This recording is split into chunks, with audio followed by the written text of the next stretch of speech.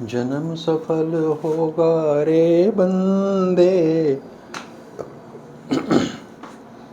सुनाइए दोबारा से। जन्म सफल होगा रे बंदे, मन में राम बसा ले, मन में राम बसा ले।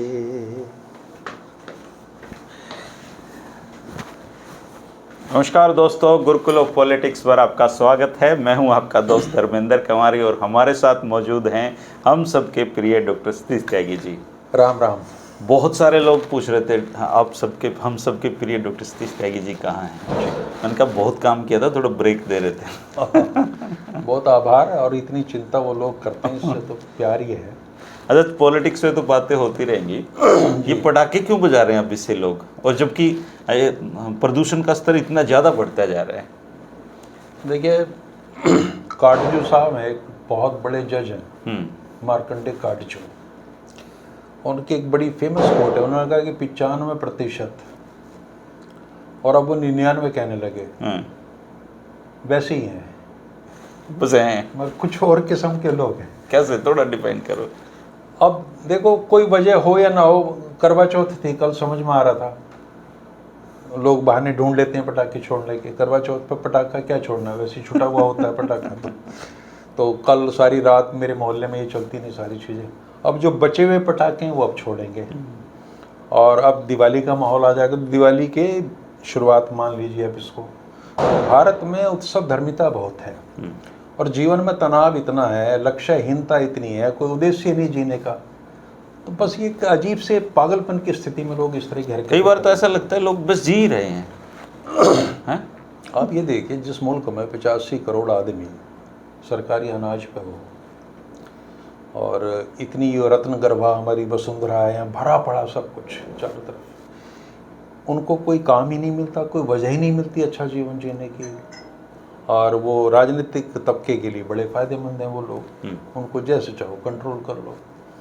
तो सरकारों की अपनी भूमिका है कि वो मूर्ख बने रहें, बेवकूफ़ बने रहें, उनको सूट करता है।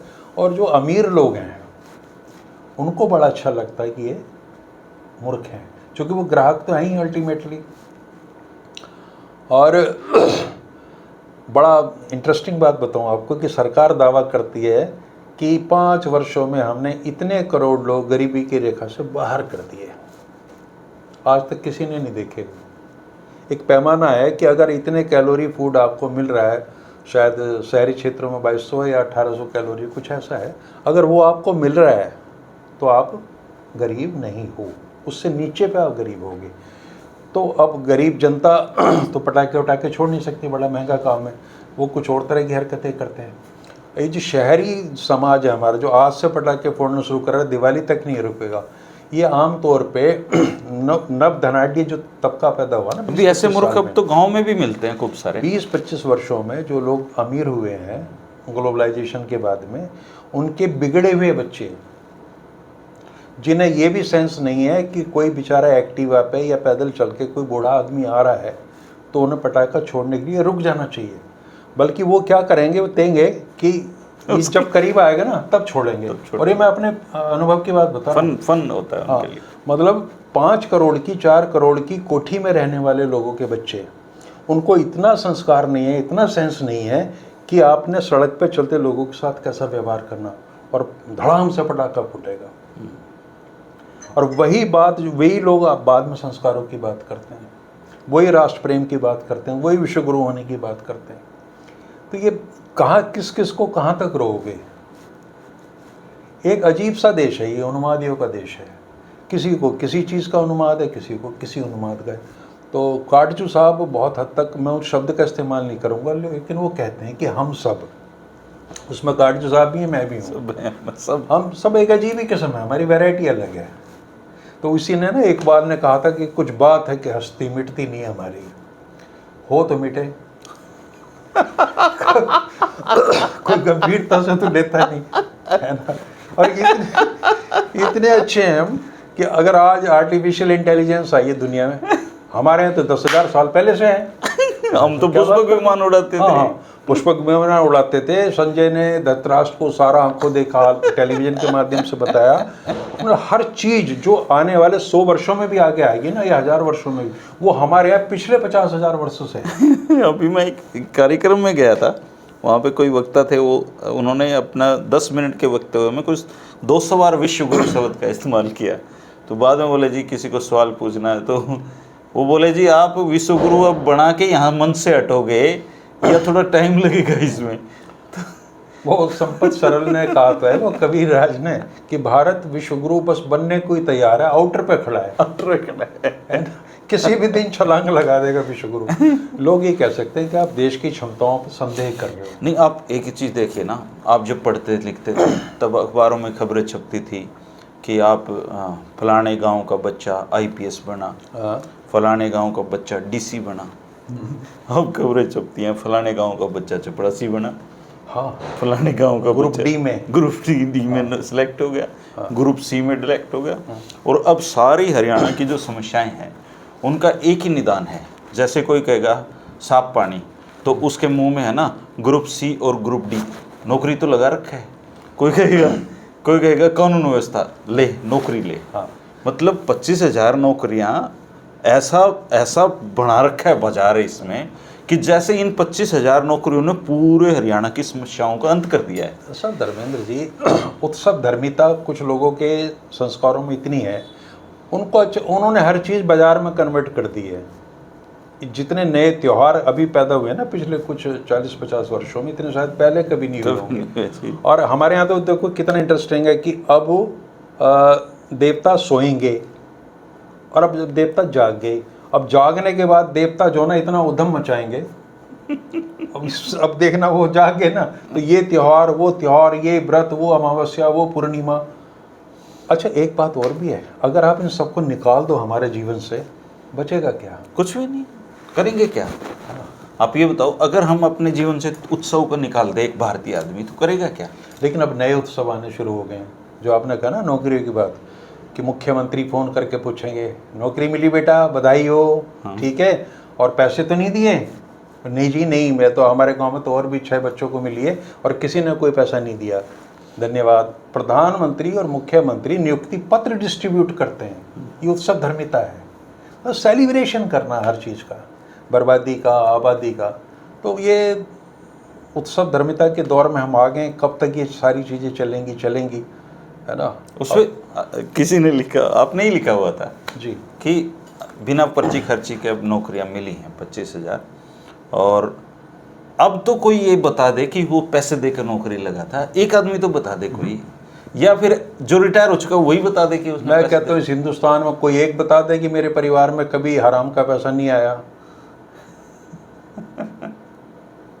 सब कहते हैं सरकारी नौकरी का मतलब है, अपवाद छोड़ दो लाखों में कोई एक, नहीं तो हराम का पैसा तो घर में आना ही आना है। यहाँ कुर्सियाँ सेट हैं, डिप्टी कमिश्नर के ऑफिस में चले जाओ, रजिस्ट्रेशन क्लर्क, मारा मारी हो रही है उस कुर्सी के लिए कि मुझे मिल जाए, जहाँ माल है। अभी राव नरवीर सिंह हमारे कह रहे थे, कल उन्होंने बड़ा जलील करा अफसरों को बिठा के। हाँ, वो परसेप्शन थी। अब पहली बार मुलाकात, आप उनसे मुखातिब हो रहे हो, प्यार से बात कर लो। उन्होंने कहा या तो नरवीर रहेगा या तुम रहोगे। नहीं, वो एक्चुअली पिछले 5 साल से वो देख रहे हैं वहाँ पे तांडव। अच्छा, गुड़गांव में कहते हैं कि पटवारी भी अपने नीचे प्राइवेट पटवारी रखता है। हाँ, तो मैं उस पर भी मैंने यही कहा था कि भाई राव साहब, आपने अगर ये लक्ष्य बना लिया है तो बहुत बड़ा बीड़ा उठा लिया आपने अपने कंधों पे, और ये रहेंगे वो रहेंगे। और जो आपने कहा अपने आकाओं से बात कर लो, तो ये राव साहब ने, अगर वो सच में ईमानदार हैं इसके प्रति, तो अपना रास्ता कहीं उसमें अवरोध पैदा कर ली है। क्योंकि सिस्टम इज़ ऑल पावरफुल। अब सिस्टम को नहीं बदल सकते, वो तो करेंगे। अब वो भी, उनको जिस तरीके से उन्होंने संबोधित किया है उनकी समझ में भी आ गई बात, फिर आकाओं के पास जाएगी और सिस्टम में कुछ लोग बैठेंगे कि भाई ये आदमी तो बहुत खतरनाक है, इसने भ्रष्टाचार मिटाने की बात की। पहली बात तो इसकी छवि को विकृत करो। अब देखना राव साहब के इतने कांड किससे सामने आ जाएंगे कि उनको ही डाउटफुल कर दिया जाएगा। पहली सजा तो ये होगी, सिस्टम इतना पावरफुल है। और उसके बाद में वो, चूँकि जिनको रास आ रही है, जिनके खून मुंह लग गया है, और गुड़गांव गुड़गांव का गुड़गांव तो मतलब ये है सर कि कुबेर का खजाना है जी। हाँ बिल्कुल, गुड़गांव में नियुक्ति के लिए हाँ, पटवारी से लेके अधिकारी तक, मतलब वहां पे जिसको पोस्टिंग मिल जाए समझता है बस, मतलब वो ये ऐसे भी कहते हैं कि 6 महीने रखवा दो जी। देखो हर सरकार में बदलते दौर का जो माहौल में हो रहा है, अब कहते हैं कि विधायक ना उसमें नौकरी वोकरी में पैसे नहीं लेते।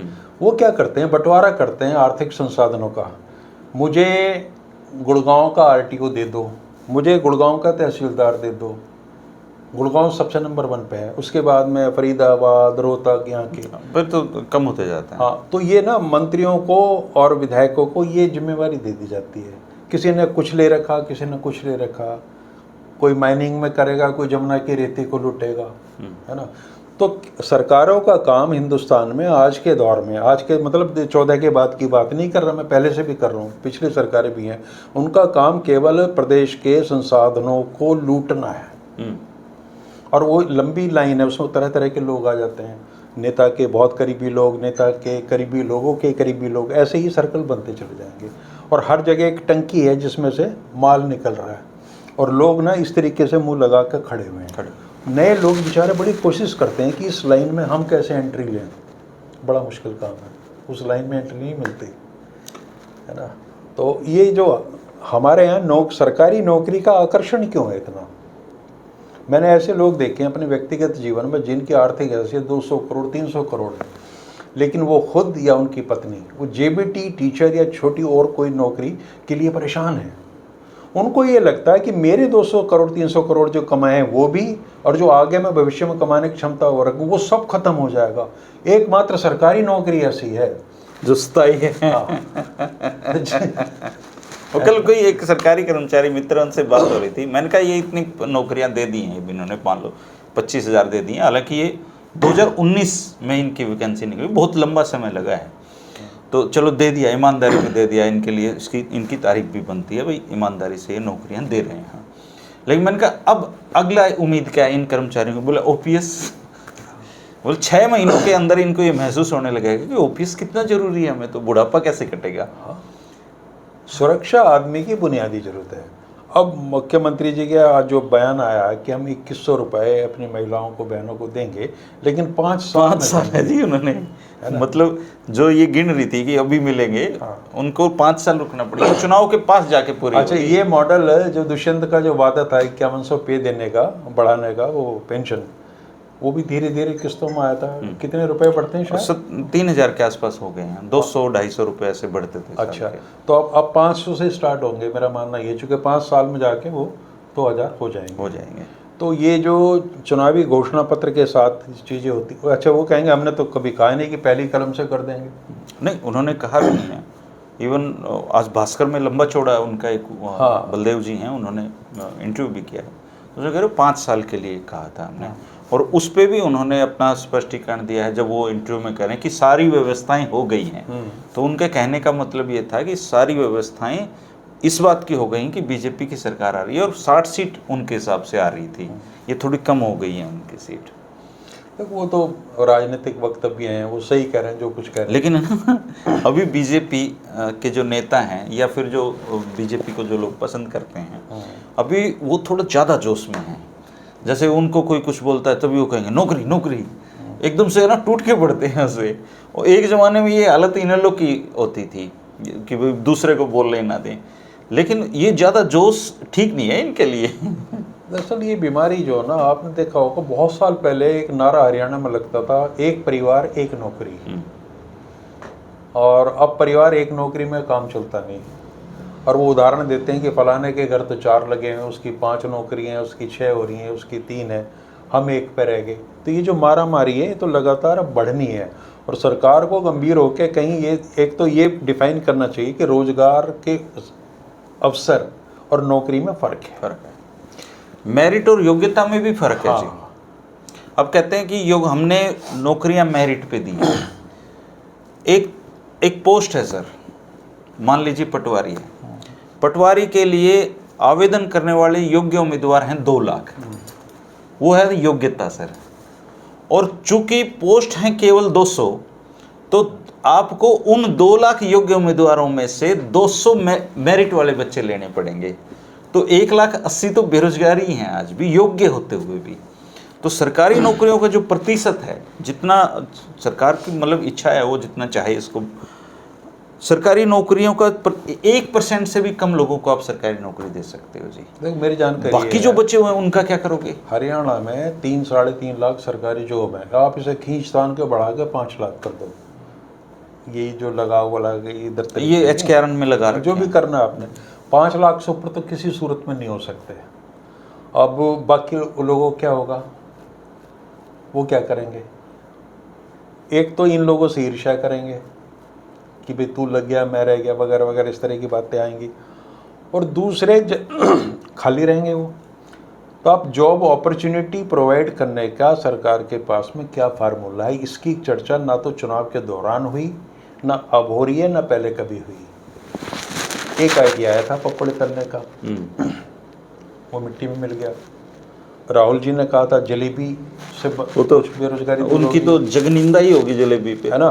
तो ये जो रोजगार के अवसर हैं, आप ये देखिए, पहले हमारी जो एग्रीकल्चर थी, खेती थी, वो आज भी 60-70% लोगों को रोजगार दे रही है। कुछ फैक्ट्रियां दे रही हैं इस तरीके की। तो अब जब तक उस संख्या को नहीं बढ़ाओगे वहाँ से, अब प्रोडक्शन तब बढ़ेगा जब इसकी डिमांड होगी, डिमांड तब होगी जब लोगों की जेब में पैसा होगा। पैसा तो 85 करोड़ के पास है ही नहीं। तो आपने इंडस्ट्री का साइकिल भी बंद कर दिया सारा का सारा। और खेती और किसान की जो हालत है वो जग जाहिर है, सबको पता है क्या हालत हो रही है। खेती आज की डेट में किसान जो उसका मालिक है ज़मीन का, खेती कर रहा है, उसका पेट नहीं भर पा रही, उसमें असंतोष बढ़ेगा ही। तो हो सकता है कुछ कॉस्मेटिक चेंजेस करके, हर राजनीतिक दल करता है इस तरह की बातें, बीजेपी ने भी कर ली और इस चक्कर में सत्ता भी आ गई। लेकिन अब भारतीय जनता पार्टी के जितने भी बड़े बड़े चिंतकों से मैंने बातचीत की है, वो ये कहते हैं जी आरक्षण योग्यता का दुश्मन है। आरक्षण तो आप ये देखिए, जाट नॉन जाट इस पे चुनाव था। अब दलितों में भी 2 प्रकार के दलित, जो जिन लोगों ने शैलजा जी से डर के बीजेपी को वोट दिया था वो भी अलग कर दिए हैं इन्होंने। अच्छा, फिर क्रीमी लेयर का आता है भाई, या तो आप बोल्ड स्टेप लो, अगर आपने सच में बनना है विश्वगुरु, तो ये दोहरापन छोड़ो। आप ये जो कहते हो ना कि आरक्षण योग्यता का शत्रु है, मैंने इसकी वजह क्या है, तो उन्होंने कहा जी देखिए, मंडल कमीशन में ऑन रिकॉर्ड ये तय आया था कि इस देश में 52% दलित हैं, ओबीसी, तो उनको 52% ही आरक्षण देना चाहिए था। लेकिन आप इसलिए नहीं दे सकते थे कि आरक्षण की सीमा 50% से ज़्यादा नहीं जा सकती थी, और ऑलरेडी हम दलित समाज को उसकी जनसंख्या के अनुपात में 22.5% दे रहे थे। तो आपने 27% आरक्षण दिया। मंडल कमीशन की रिपोर्ट ये कहती है कि स्टेट्स आर फ्री, लेकिन 50% से ऊपर नहीं जाना चाहिए। तो उनसे पूछा जी ये जो 27% हैं ये क्या है, मतलब कि यहाँ आपने मेरिट से समझौता करना है, वो आदमी काबिल है या नहीं, उसकी योग्यता है या नहीं। हमने चूंकि आरक्षण की नीति के तहत उसको प्रमोट करना है, तो आपको वो जॉब देनी पड़ेगी। तो आपने सिद्धांत रूप में, भाजपा नेता का ये कहना था कि हमने मान लिया उसको, जबकि हम मूल रूप से हम इसके खिलाफ हैं, ये नहीं होना चाहिए। इसीलिए आप देखेंगे, अब तो आप देखिए कि प्रधानमंत्री मोदी जी कहते हैं कि जब तक मैं जिंदा हूँ आरक्षण को कोई छू भी नहीं सकता है। हाँ, चूंकि आरक्षण को वो छुएंगे तो उन्होंने देखा कि लोकसभा में क्या हाल हुआ। अगर संविधान खतरे में ये मुद्दा और कास्ट सेंसस राहुल गांधी ना उठाते तो क्या खतरा था, कुछ भी नहीं था, उसी से सीटें कम हुई हैं। अब इनकी शब्दावली ये है कि लोगों को बहका लिया, लोग बहकावे में आ गए। अब 2 तरह की जनता होगी, वो जो बहकाई जा सकती है, आ जाते हैं जी, मोस्टली वो कह रहे हैं कि जो 2 तरह की जनता है, वो जो बहकाई जा सकती है वो विपक्ष में आज के सत्तारूढ़ दल के हिसाब से जो बहुत समझदार हैं, जागरूक हैं और विश्वगुरु की महिमा समझ रहे हैं, वो इधर हैं, है ना। तो हरियाणा में इस चुनाव ने सिद्ध कर दिया है कि 40% लोग कहना खट्टर जी का कंधे से ऊपर कमजोर हैं, ऐसे लोग वो बहका लिए गए। ऐसे लोग पैदा हो गए हैं सर, जो अपने बाप को भी गाली दे सकते हैं। अगर आप उनको कहोगे विश्वगुरु, बस इतना ही कह दो तो क्या पता अपने बाप को भी गाली दे दें। ऐसा है, ये माहौल बनाने की बात है। 1933 में इंडिया में शायद रेडियो नहीं आया होगा, जर्मनी में रेडियो की सेल टॉप पे थी, और रेडियो इतना महंगा था उन दिनों कि हर आदमी अफोर्ड नहीं कर सकता था। तो सरकार ने उस पर सब्सिडी दी कि रेडियो सस्ते करो, सस्ते करो। सारी दुनिया ये देख रही थी, अरे रेडियो में ऐसी क्या बात है, इससे ना भूख मिटती, ना नींद की क्वालिटी अच्छी होती, ना सेहत ठीक रहती, लेकिन रेडियो आपको जरूर चाहिए। तो सरकार की योजना बनी कि इसको कम दरों पे उपलब्ध कराया जाए। क्यों कराया जाए? कि उससे रात दिन प्रचार होगा हिटलर का। हिटलर यूं, हिटलर महान, हिटलर विश्वगुरु, हिटलर ये इतना प्रचलित रेडियो हुआ। फिर वो रेडियो भारत आया। अरे यहाँ भी उसने मदद करी उस समय की सरकारों की, ठीक है। अब तो रेडियो की जरूरत ही नहीं है। आज तो जरूरत नहीं। अब तो प्रधानमंत्री अडानी के चैनल का खुद शुभारंभ कर रहे अब हैं। तो खैर वो तो अब मूल्यों का खत्म होने का दौर है और हम एक नए मूल्यों के दौर में जा रहे हैं। तो मैंने कहानी बताई, रेडियो एक सिंबल है कि कैसे आपने दुष्प्रचार को, झूठी चीज़ों को फैलाना है, और लोग उसमें आ जाते हैं। वो इसलिए आ जाते हैं कि उनको कोई वैकल्पिक सूचना मिल ही नहीं रही। देखिए, बुद्धि होती है, एक चीज़ होती है विवेक। बुद्धि सबके पास है, विवेक बहुत कम मिलता है।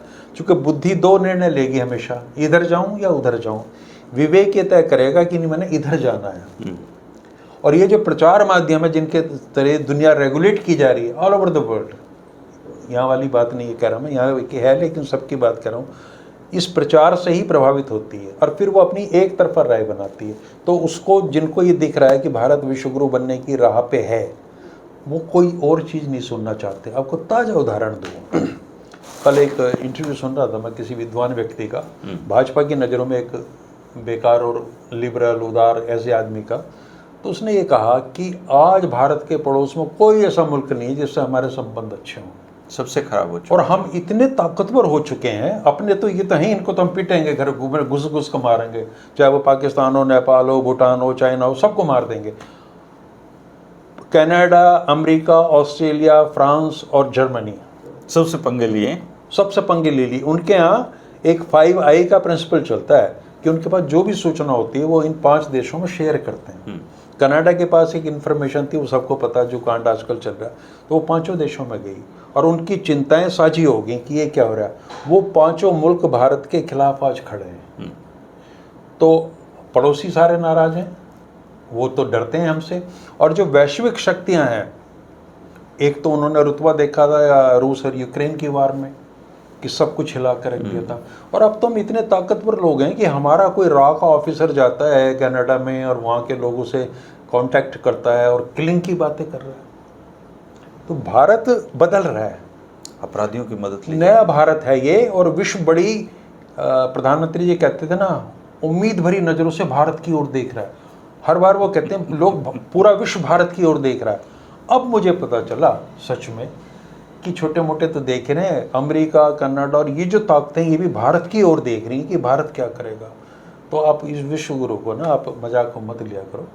नहीं, मैं तो देर सवेर आपने निकलना होता घर से इधर उधर, ठीक है, मैं तो जाता नहीं कहीं। अगर किसी कोई बात चुभ गई तो हमारा चैनल भी बंद हो जाएगा, हंसना रोना सब बंद हो जाएगा। इसलिए भैया, भारत विश्वगुरु था, है और रहेगा। भारत विश्वगुरु था, है और रहेगा। पर कल किसी ने मुझसे पूछा, बोला धर्मेंद्र भाई साहब, ये अब तो फिर हरियाणा में विपक्ष खत्म हो ही गया है। हाँ बिल्कुल खत्म हो गया। मैंने कहा हाँ बिल्कुल, इसमें कोई दो राय नहीं है, विपक्ष खत्म हो चुका है।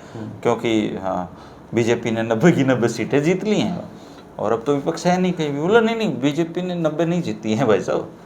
तो मैंने कहा मैं समझ रहा हूँ आपकी बात। आप अगर 38-39% बीजेपी को वोट मिल गया और थोड़ा कैलकुलेशन में वो नंबर गेम में आगे सरकार बना ली, इसका मतलब ये नहीं है बंदूकी विपक्ष खत्म हो गया है। जब 2009 में हरियाणा में भारतीय जनता पार्टी के 2 विधायक थे, उस समय विपक्ष की स्थिति क्या थी? तब भी तो विपक्ष था जी, है ना। वो 2 वाला आज सत्ता चला रहा है। सत्ता चला रहा है। तो ना पक्ष खत्म होगा ना विपक्ष खत्म होगा। और समस्याएं ये जो सोच अगर लोगों में है कि विपक्ष खत्म हो गया और वो खुश हो रहे हैं, तो ये भी एक तरह का उन्माद ही है, पागलपन, इसका कोई इलाज नहीं। अभी आप ये देखिए कि चुनाव से पहले मुख्यमंत्री जी कह रहे थे अपराधी हरियाणा छोड़ दें। आज उन्हीं की पार्टी के चुनाव प्रत्याशी की पति के ऊपर अपहरण के आरोप लग रहे हैं। चलिए एक उदाहरण मेरे से भी सुन लो।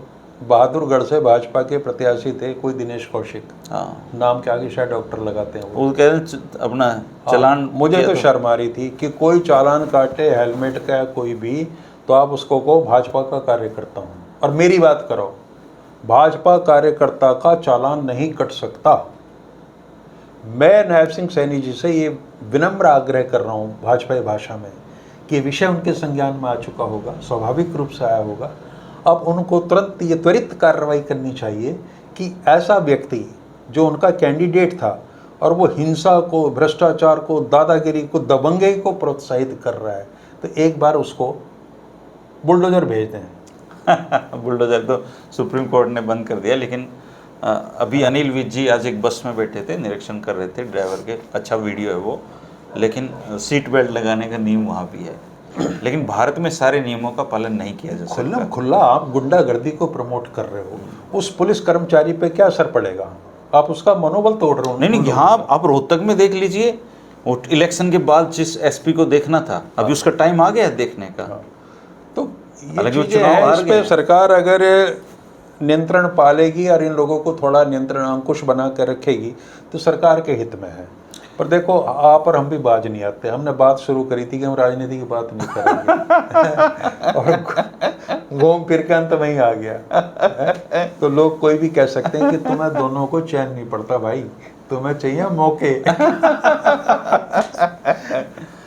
दोस्तों, विपक्ष खत्म हो गया है या नहीं खत्म हो गया है पता नहीं है मुझे, वैसे विपक्ष है लेकिन हम हैं अभी, और जहाँ जरूरत पड़ेगी वहाँ सरकार को चिताते रहेंगे। वैसे as a man Nayab Saini ji बहुत अलग तरीके की वर्किंग दिखाई देती है।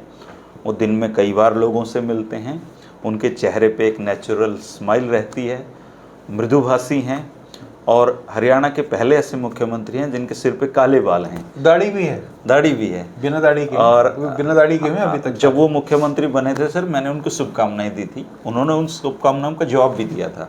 ये बात आप बता क्यों रहे हैं सार्वजनिक रूप से? लोग हतोत्साहित हो जाएंगे। नहीं यार, वो इसलिए कि जब इंसान एक पद पे होता है तो वो हम सबके साझे हैं, अच्छा काम करना है, इसीलिए तो हम उन्हें और बाकी विधायकों को, मंत्रियों को हमारे टैक्स से वेतन दे रहे हैं। हम उनको अच्छा काम करने के लिए रखा हुआ है। जब वो खराब काम करेंगे तो हम सबकी ये ड्यूटी बनती है हम उनको बताएं।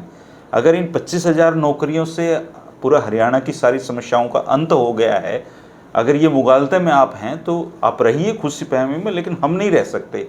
हमारे लिए हरियाणा की समस्याएं हमेशा प्राथमिकता पे होंगी, और जब भी सरकार को जरूरत पड़ेगी हम उसको खटखटाएंगे, उनको बताएंगे कि भाई यहाँ पे काम करने की ज़रूरत है। चलिए, चलते चलते एक दिलचस्प तथ्य मैं आपको बता दूं। हरियाणा में नायब सिंह पहले ऐसे मुख्यमंत्री हैं, first in the history of Haryana, जो हरियाणा निर्माण के बाद पैदा हुए हैं।